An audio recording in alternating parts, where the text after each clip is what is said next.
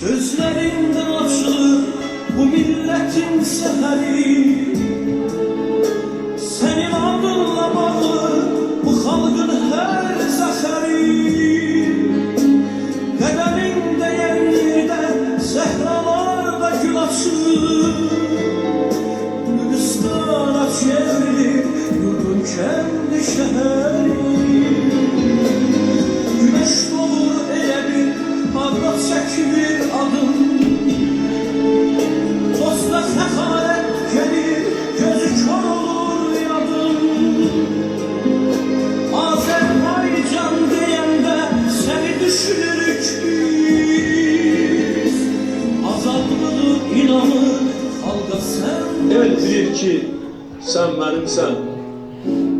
Yurdum, yuvam, məskenimsən. Anam, doğma vətənimsən. Ayrılar mı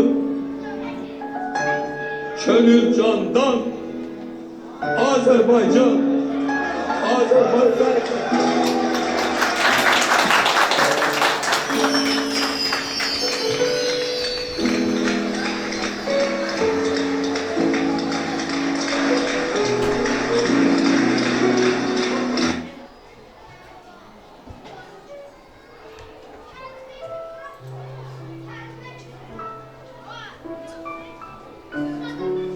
Bir neçə gündən sonra biz 15 iyun Milli Qurtuluş Gününü qeyd edəcəyik.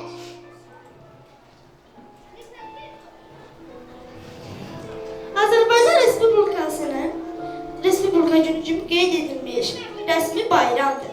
İlk dəfə Azərbaycan Respublikasının prezidenti 1992-ci il 18 sentyabr Azərbaycan Respublikasının Silahlı Qüvvələr Günü kimi qeyd edilmiş.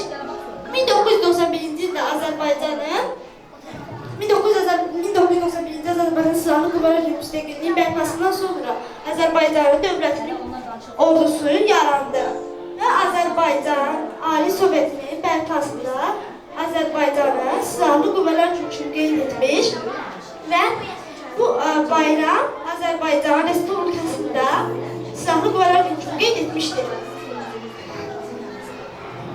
Və Azərbaycan Ali Sovetinin tarixi qəbul etdiyi 9 oktyabr Azərbaycan Respublikası Silahlı Qüvvələr Günü qeyd etmiş. Azərbaycan Prezidenti, Respublikasının Prezidenti fərmanı ilə təsdiq edilmiş fərman Azərbaycanda qüvvədən düşmüşdür və beləliklə 26 iyun Azərbaycan Respublikasının Respublika Günü kimi qeyd edilmiş və Azərbaycan Silahlı Qüvvələr Günü kimi qeyd etmişdir.